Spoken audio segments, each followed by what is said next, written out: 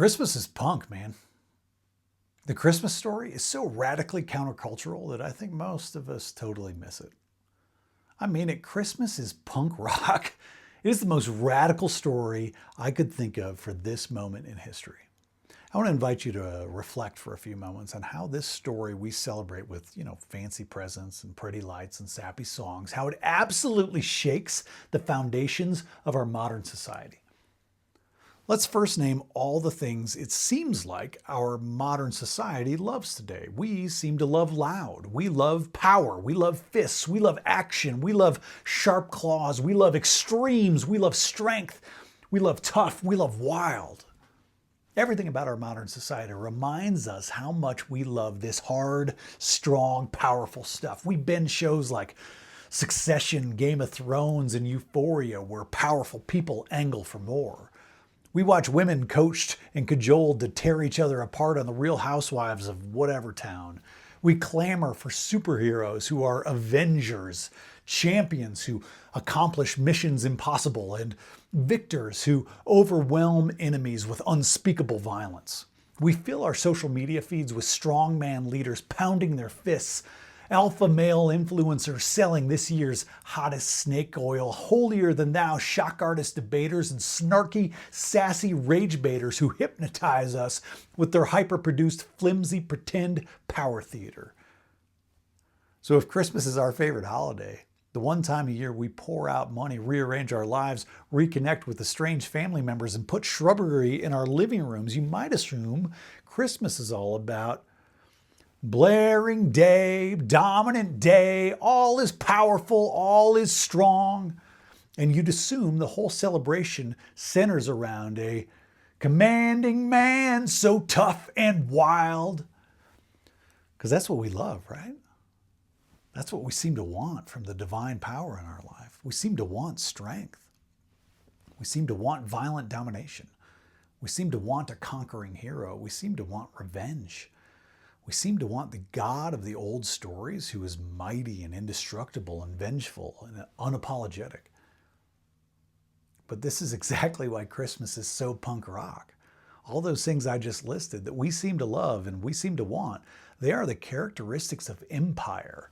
And punk has always been all about the rejection of empire, the distrust of power, the truth found in messy humanity. Christmas, it turns out, is the opposite of overwhelming empire.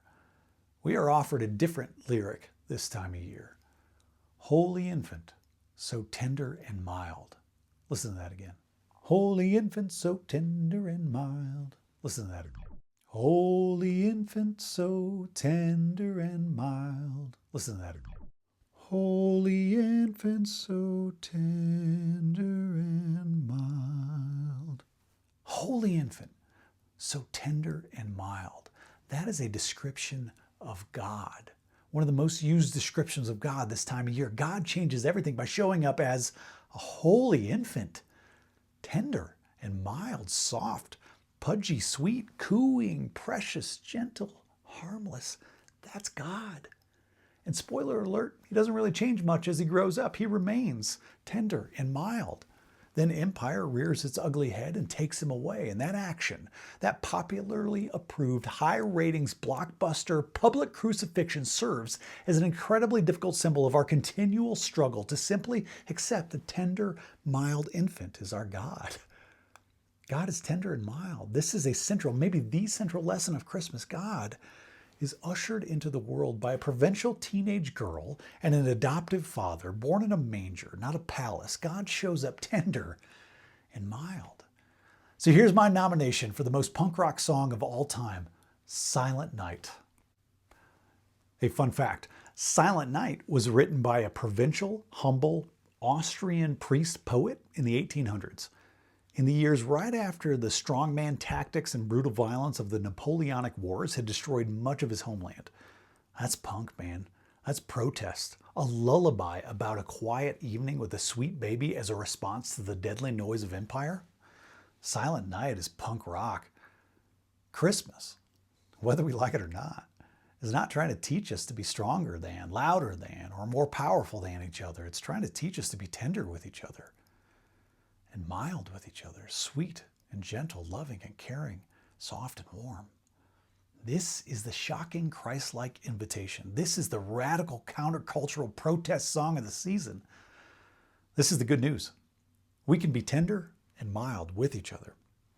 And if we do, we will be saved from this angry, warring, vicious circle of hell we've built for ourselves in our modern world. Merry Christmas.